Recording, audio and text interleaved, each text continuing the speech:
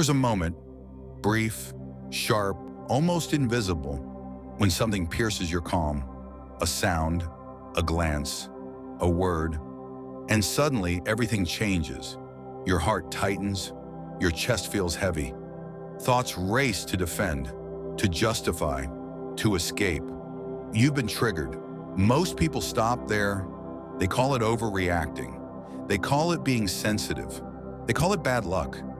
But that's not the truth, because your triggers aren't random. They are doorways. Every emotional reaction you have is a doorway to a deeper layer of yourself, a layer you've avoided, protected, or forgotten. Each trigger carries a message from the past, whispering, "Look here. This is where your freedom lives." But most people run. They hide behind logic, excuses, or self-blame. They distract themselves with success, relationships, or endless scrolling. They try to heal by escaping the wound, not realizing that the wound is the teacher. What if, every time you were triggered, instead of running away, you turned toward it? What if you saw it as an invitation to meet the part of you that's been waiting all along? This is not about self-control. It's about self-understanding. Because every trigger is not a problem. It's a portal. And the question isn't, how do I stop being triggered? The question is, will I have the courage to walk through the doorway when it opens?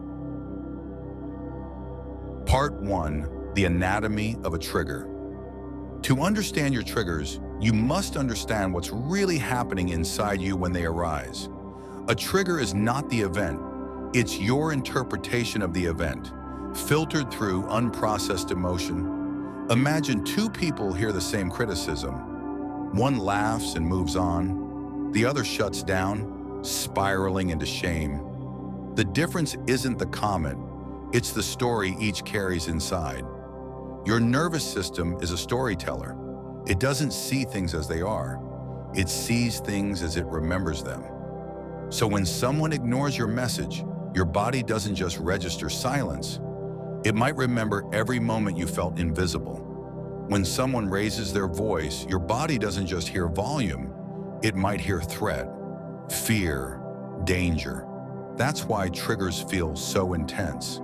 You're not reacting to now, you're reacting to then. A trigger is your nervous system saying, something about this moment feels like something that once hurt me. And your reaction, anger, withdrawal, defensiveness, avoidance, is your mind trying to protect you from reliving that hurt. That protection is not wrong.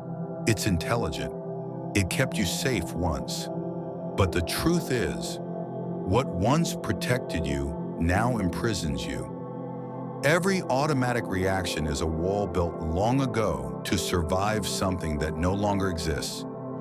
Your triggers are not proof that you're broken. They're proof that your body remembers what your mind tried to forget. And when those memories rise, it's not to destroy you, it's to free you. Because until you feel it consciously, it keeps running unconsciously. Part 2, the hidden intelligence of pain. Pain is not punishment. Pain is intelligence.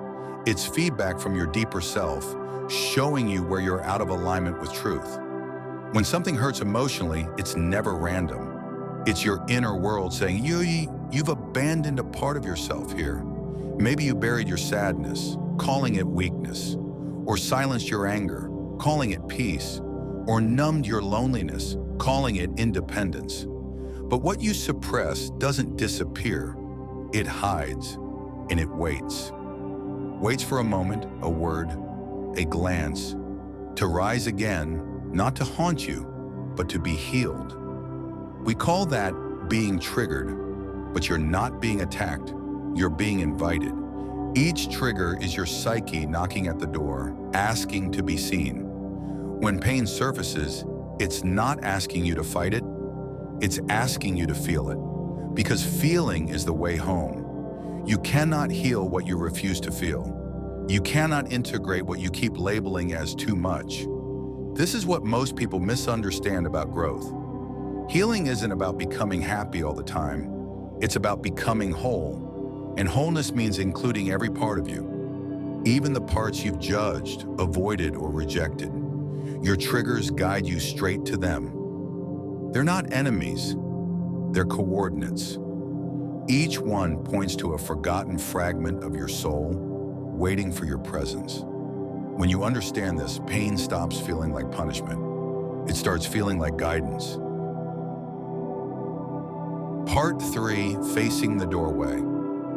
The moment you're triggered is the moment of choice. Do you repeat the pattern or do you meet the truth?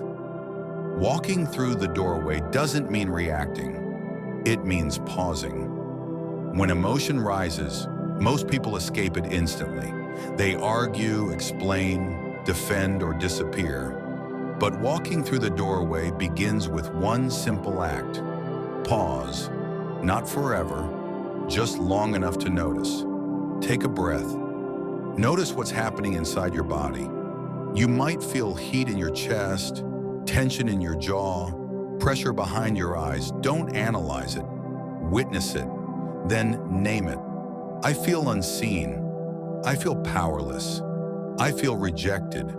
Naming it brings it from unconscious reaction into conscious awareness. Now trace it. Ask gently, where have I felt this before? Your mind might not know, but your body remembers. It might take you to an old memory or just a vague feeling of childhood. Stay with it. You are not there to fix or fight. You are there to hold. Hold the emotion like you would hold a crying child. Not to silence it, but to let it know it's safe now. Because healing doesn't happen by changing what happened. It happens when you finally give yourself the presence you didn't have then. That's what walking through the doorway looks like. And when you do, something shifts. The energy that once erupted as reaction starts dissolving into awareness, and you realize the pain was never the enemy, your avoidance was. Part 4, the cost of running away. Most people never walk through the doorway. They build entire lives avoiding it. They change jobs to avoid feeling powerless. They chase approval to avoid feeling unworthy. They stay busy to avoid silence. And on the surface, it works for a while. But avoidance is expensive. It costs you authenticity. It costs you peace. It costs you connection. Every time you run from a trigger, you reinforce the message that the emotion is unsafe. So your nervous system tightens even more. And the next time, it hits harder. You think you're escaping pain, but you're feeding it. Avoidance keeps the wound alive. It traps you in loops. Same emotions, new faces, same pain, new story. Until one day you realize it's not life that keeps repeating, it's you. The pattern follows you not to punish you, but to remind you. It says you still haven't walked through the doorway. And it will keep showing up until you do. Because life is kind like that. It repeats lessons until you remember who you really are beneath the defense. Part 5, transforming reactions into awareness. Imagine this. Every time you're triggered, instead of collapsing or fighting, you turn inward and ask, what is this trying to show me? You stop blaming the person, the comment, the situation. You start decoding the emotion. Behind anger, you find the need for respect. Behind jealousy, you find the desire to feel chosen. Behind defensiveness, you find the fear of being misunderstood. Every reaction hides a sacred intention, a need that was once denied. When you uncover that need, the emotion transforms. You no longer see enemies, you see mirrors. You no longer demand others to change. You become curious about what's being revealed. This is the shift from reaction to awareness, and it's revolutionary. Because when you no longer react unconsciously, you reclaim power over your inner world. You stop outsourcing your peace. You realize the trigger was never about them. It was about you remembering yourself. This doesn't mean tolerating harm or disrespect. It means learning the difference between avoidance and boundary. A boundary is built from awareness. Avoidance is built from fear. When you heal the root, boundaries become calm and clear, not aggressive, not anxious. You speak truth without shaking. You act without needing validation. And in that calm clarity, people feel your strength. Not because you're hard, but because you're whole. Part 6. The spiritual dimension of triggers. From a spiritual lens, triggers are divine interruptions. They break your trance. They wake you up from autopilot. They say you are identified with a story that isn't true. Every trigger points to the gap between who you think you are and who you really are. When you can feel anger without becoming anger, sadness without drowning in it, fear without shrinking from it, you begin to experience something extraordinary. You realize you are not your emotion. You are the awareness holding it, and that awareness is untouched. It doesn't rise or fall with circumstances. It simply sees. And in that seeing, everything transforms. This is why triggers are doorways.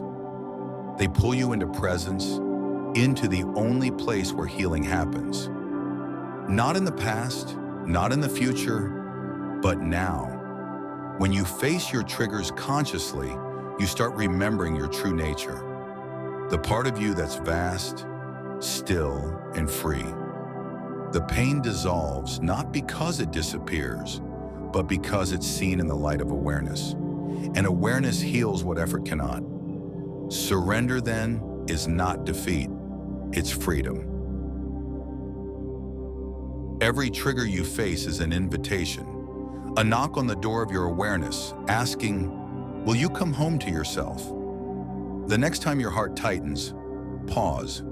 Don't run, don't fix, don't explain. Breathe. Ask gently, what is this moment asking me to feel? What truth is waiting for me here? Because every trigger is a teacher disguised as tension. Every emotional storm is a path back to peace. And when you finally stop running, you realize the doorway was never outside you. It's been within you all along. Healing doesn't mean the storm stops. It means you stop fearing the rain. Your triggers aren't proof that you're broken. They're proof that you're ready. So the next time life shakes you, remember, it's not trying to destroy your peace. It's trying to show you where your peace was built on something temporary. Most people run away from their triggers, but those who walk through them, they find what everyone else is chasing. They find peace that doesn't depend on silence, love that doesn't depend on approval, and freedom that doesn't depend on control. Your triggers aren't random, they're doorways. And the moment you stop running, you walk straight into the truth that's been waiting for you all along.